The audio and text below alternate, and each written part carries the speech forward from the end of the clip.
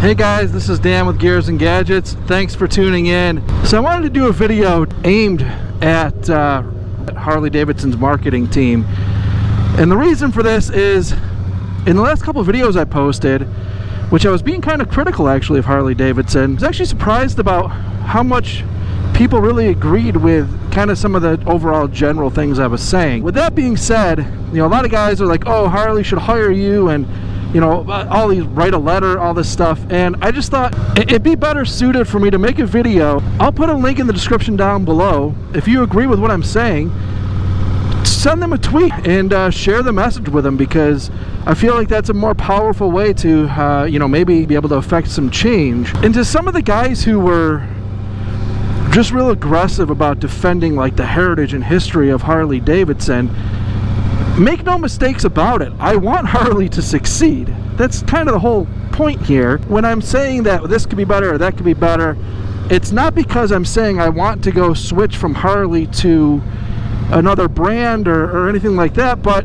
I'm just speaking honestly and truthfully because I feel like that's what people want ultimately. But what I wanted to get across with this video is, and it was really inspired by one comment that I received from a guy about the commercials that Harley Davidson puts out. The thought process is,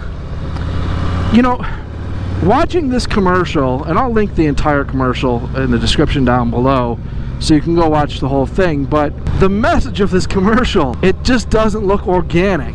Part of what makes this whole experience riding out through the middle of nowhere something that is relatable is that nobody has scripted this video that I'm making right now. My thought process is, why would you need to do some overproduced commercial that is totally unauthentic? And maybe those people are real writers. It's possible they are, but it's so overly produced that it just comes off as fake. And if that's the case and they are real people, well, that sucks for them because it just looks like they're really paid actors. So the reason why Harley Davidson isn't connecting with millennials in particular, and I made this point in my last video, the average Harley Davidson buyer right now is like 50 years old.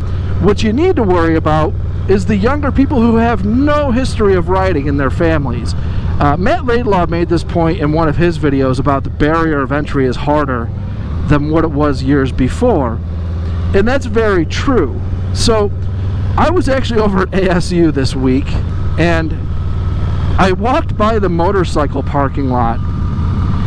Not one Harley Davidson in that parking lot. And what I fear the most for Harley Davidson is that Harley is actually becoming uncool. So what I really think Harley needs to start doing is, well, support independent creators. They need to start embracing guys like me who are out, bought a motorcycle, spent my own money, and I'm out sharing my experiences with the rest of the world. I just feel like Harley needs to try to connect to the younger crowd in a different way. So going back to that Eagle Rider commercial, ultimately that guy exists and that girl exists that would enjoy riding.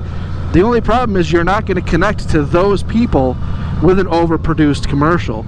You will connect with them through people like John Maxwell, Blockhead, Adam Sandoval, and guys like that who are actually out sharing their experiences organically on their motorcycle with no requirement from a brand to be a certain way or to do a certain thing. That isn't what motorcycles are all about. It's never been that way. It shouldn't be that way. The whole thing about motorcycles is the independence of getting out and riding. What I would love to see Harley do, why not come out and sponsor YouTube creators in a way that allows them to be independent, require them to put out maybe a dozen videos a year Harley Davidson related, don't give them a script, let them really go out and enjoy their motorcycles. You can't tell me guys like Blockhead and John Maxwell, with all the videos that they're putting out that are Harley Davidson related, and there's a whole bunch of other guys out there, I'm not going to rattle them all off, but all these guys that are putting content out, you can't tell me that that content has not led to increased sales of curious buyers on YouTube. Putting the brand in front of younger people more frequently. This also just helps support independent creators, and I think that just all is incredibly relatable to the motorcycle experience, is the organic value of all of this, and how much of that I think that you know, they should be tapping into from a marketing standpoint and placing value on. That's my kind of theory and thought process on the whole thing. You know, I'm a millennial. I don't get opportunities to go out on rides like this. I know the older guys talk about this stuff all the time. I don't get to do it. Most of my riding is commuting back and forth to work Monday through Friday. The whole idea that, you know, we all live in our parents' basements and have no money and aren't holding down jobs and stuff is actually quite false. A lot of us are actually holding down multiple jobs because jobs maybe don't pay as well as what they did years before, and so a lot of people might be working 2 or 3 jobs and living in their parents' basement because they can't afford a house. So, you know, we just don't have a whole lot of the same, the playing field isn't the same as what it was before, but we still enjoy stuff like this. As I'm rolling in here to Tortilla Flat, you know, it's not that we don't want to take these rides. Harley Davidson 100% should market these rides as a huge selling point to buyers, because it is you know, it is a big selling point. But this ride into Tortilla Flat did not need to be produced with a $20,000 ad buy. I did it with 2 GoPros as I talked to you guys, and this is the kind of stuff that I think Harley Davidson absolutely needs to be embracing more frequently, is this type of content creation. And I'm going to take this opportunity to hop off the bike and get a drink of water here, because it is hot as hell out here.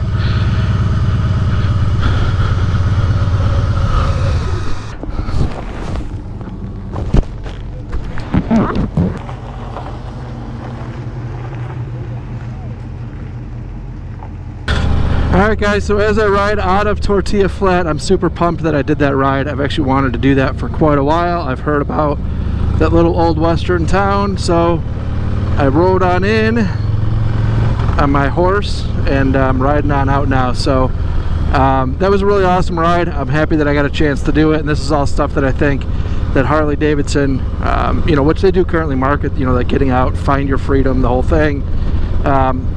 So this is great, but back to my point, I don't think that finding your freedom is essentially the only marketing message that should be had, because, well, most people aren't finding their freedom, they're just finding their way to work.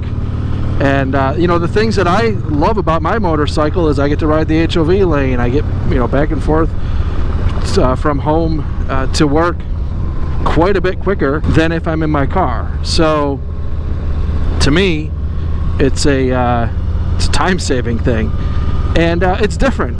And this ride is kind of also plays into kind of a lot of what the millennials are now, which is go somewhere to get an Instagram pic, and you know, having a motorcycle is kind of, it plays into that, I guess what you call narcissistic world that we live in now, which, you know, hey, it is what it is. But you know, to be able to ride out like this and go to some unique place and share your experiences on social media, that's kind of what a lot of this modern world is all about. Whether you old farts like it or not, it's kind of what the younger generation enjoys. So I think Harley needs to start focusing their energy on marketing towards those things that the youth, you know, actually does enjoy, and then fit their brand into it. I still have quite a firm belief that the brand of Harley Davidson is valuable for the name and the history of the company, and millennials do have a connection and really enjoy things that are old. It's kind of like things that are old are becoming new again, and I think Harley needs to embrace that. And you know, those guys riding out right now on their touring bike, that older couple, they're out having their fun, I'm out having my fun, we're all out riding, and you know, that's all part of the fun of it. So you know, my point is, that guy that just passed me, you don't need to market to him. He's gonna buy Harley probably for the rest of forever. So you got him. Now you need to work on getting everybody else, the young people. So yeah, if that's something you guys would like Harley to start doing, as I would like them to do, share in that link in the tweet that I've included down below. Just shoot that message over to them, and you know, maybe they will maybe they'll listen. You know, I would like to just see Harley Davidson succeed, and I would like to see them drop that average age of a buyer from 50 down to 30 and breathe some life into this brand that I would like to see around for another 100 years. So guys, if this was your first time tuning in, please hit that subscribe button down below. Remember, likes go a long way to help support the channel, and I'll see you guys next time.